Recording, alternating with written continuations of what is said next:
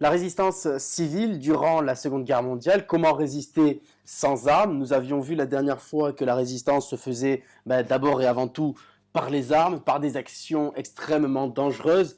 Alors, une très petite partie de la population française est active dans cette résistance durant l'occupation.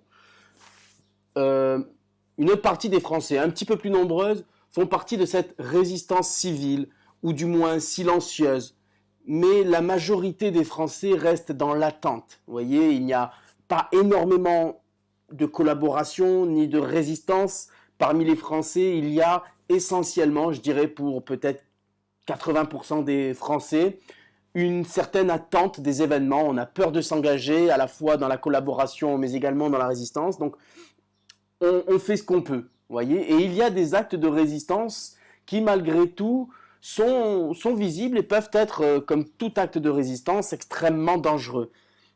Alors vous avez ici un tract, vous avez vu un manifeste. Ce tract, c'est-à-dire ce papier, invite tous les Français à venir célébrer la victoire du 11 novembre. Alors c'est en 1941, la France est occupée par l'Allemagne depuis un petit peu plus d'un an, et c'est un acte d'une grande résistance que celui d'aller manifester pour la victoire, puisque nous sommes le 11 novembre, c'est la victoire de la France sur l'Allemagne. C'est véritablement une humiliation pour l'occupant, hein, que de voir des Français célébrer la victoire de la Première Guerre mondiale. Alors à quelle date et pourquoi ce tract appelle-t-il à manifester place de l'Étoile, c'est-à-dire aujourd'hui la place de Gaulle, à Paris? Eh ben, tout simplement pour montrer que la France, durant la Première Guerre mondiale, a été victorieuse. Donc on se souvient de cette victoire. C'est un petit peu comme un pied de nez que l'on fait face aux occupants allemands. Vous voyez, comme pour leur dire, eh ben, on a déjà gagné une première fois, on peut à tout moment gagner une deuxième fois. Donc on va montrer notre attachement aux valeurs de la France. Vous voyez, il y a des mots extrêmement forts, hein. Jurons le serment de libérer la France, un seul mot d'ordre, la France, libérer la France des oppresseurs, c'est-à-dire des Allemands. Donc il y a véritablement ici, à travers ce tract, une volonté de montrer aux occupants eh ben, qu'on est toujours dans l'attente d'une victoire. Deuxièmement, informer. Nous l'avions vu la dernière fois à travers le portrait de Lucie Aubrac que la presse est importante, sauf qu'elle est extrêmement dangereuse, hein. On doit justement tirer ces exemplaires dans des lieux très cachés et celui qui se fait prendre à éditer ou à publier ce genre de journaux peuvent être sanctionnés, voire durement sanctionnés. Alors quel est le but de ces journaux clandestins? Eh ben, c'est d'informer tout simplement les Français, de leur montrer qu'il y a une résistance qui s'installe, que l'Allemagne n'a pas totalement gagné, ou du moins l'Allemagne peut encore perdre grâce justement à des actions de la résistance. Vous voyez, les titres sont assez évocateurs, la résistance, libération, le franc-tireur. On voit ici qu'il y a une volonté de contrer, c'est-à-dire d'empêcher les Allemands ici, durant l'occupation, de se sentir chez eux. Donc on va de manière surprenante résister face à cette occupation. Alors expliquer les titres libération, naturellement, on va libérer le territoire de l'occupation allemande, d'où le titre, combat, parce que cette résistance doit se faire par le combat. Alors pour la petite histoire, combat, c'est le journal d'Albert Camus, celui qui a écrit La peste ou L'étranger. C'est certainement l'un des 5, voire 3 meilleurs ou des 3 plus grands écrivains français. Il a d'ailleurs reçu le prix Nobel de littérature, donc c'est son journal à lui, Combat. Et Libération, c'est un journal que vous pouvez encore aujourd'hui acheter en France. C'est un journal relativement de gauche et qui a survécu depuis la Seconde Guerre mondiale. Il est toujours en vente de manière quotidienne. Alors, protester à travers des tags. Vous voyez, ici on parle de graffiti, mais ce pourrait être des tags, donc sur les murs, un petit peu comme depuis l'origine de notre démocratie, au temps des Grecs et des Romains, il y avait également des messages inscrits sur les murs. Et ces messages continuent encore d'informer ou de stigmatiser, c'est-à-dire de condamner l'oppresseur. Alors ici, vous en avez deux. La première, c'est évident, la croix gammée. avec à l'intérieur, alors AVA, ça veut dire l'aval, vous voyez, c'est comme si ces bâtons-là formaient un L, et celui-ci également, enfin bref. Laval, Pierre Laval, c'est le chef du gouvernement français. En France, durant l'occupation, il y avait donc deux personnages qui géraient la France occupée. Il y avait d'une part le maréchal Pétain, nous l'avions vu, c'est le chef de l'État, c'est celui sur qui tous les espoirs, ou du moins toutes les grandes décisions reposent.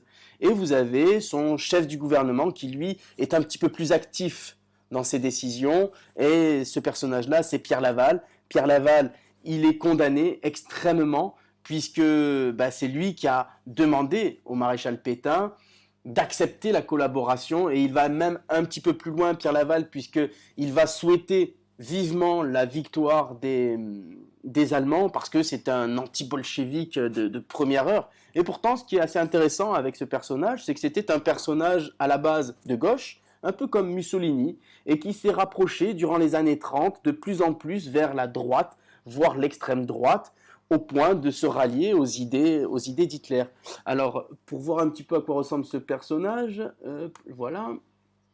Donc Pierre Laval, c'est ce personnage-là. Il meurt en 1945, il est exécuté, condamné à mort, parce que justement, il a accepté la collaboration, chose que n'aura pas à subir le maréchal Pétain. Alors le maréchal Pétain, certainement de par la protection du général de Gaulle, il sera sauvé de l'exécution, mais par contre, on l'emprisonnera jusqu'à la fin de ses jours et il terminera exilé loin de la France. Et Pierre Laval, autre détail qui a son importance, il a été, comme Hitler, comme Staline, à la une du Times Magazine comme personnage de l'année en 1931.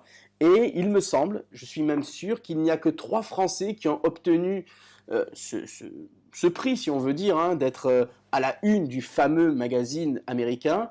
Il y a eu donc Pierre Laval, le premier en 1931. Le second, c'est le général de Gaulle, un peu plus tard. Et dernièrement, il me semble que c'était il y a 2 ou 3 ans, Emmanuel Macron est lui aussi entré dans ce club très, très serré des Français ayant fait la couverture du Times.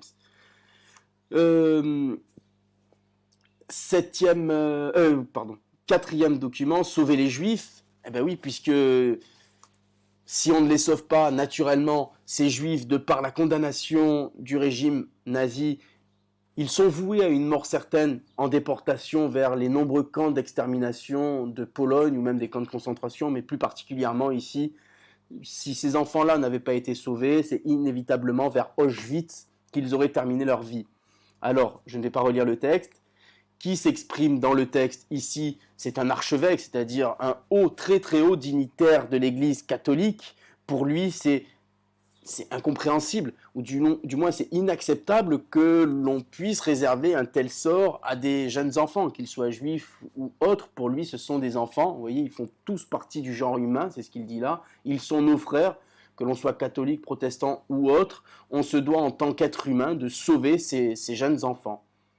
Au nom de quel principe? Au nom du principe du genre humain. Là, on dépasse le cadre de la religion catholique ou juive ou musulmane, quelle que soit la religion. On est tous des êtres humains et c'est en tant qu'être humain que ces jeunes enfants vont être sauvés par l'archevêque de Toulouse. Quel acte de résistance les habitants de Chambon-sur-Lignon réalisent-ils? Alors, ils vont sauver, alors je ne sais pas exactement le chiffre, mais plusieurs centaines d'enfants. On va les cacher à l'intérieur d'un village. Et il faut ici un silence total, puisque si une seule personne de ce village dénonce ce qui se passe, c'est tout le village qui peut être déporté ou qui peut être fortement sanctionné, et naturellement ces enfants seraient déportés, là encore, dans des camps d'extermination. Alors ces hommes qui ont eu un courage assez extraordinaire durant la Seconde Guerre mondiale, en France comme ailleurs, hein, il n'y a pas qu'en France que nous avons eu ces personnages qui ont sauvé les Juifs. Aujourd'hui, l'État d'Israël leur accorde le statut privilégié de juste. Ce sont des justes. Vous voyez, il y en a une centaine, voire même plus d'une centaine. Un juste, avec un J majuscule, c'est une personne qui, durant la Seconde Guerre mondiale, a sauvé des Juifs de l'extermination. Et enfin, un dernier document. Ici, vous avez un acte un petit peu plus visible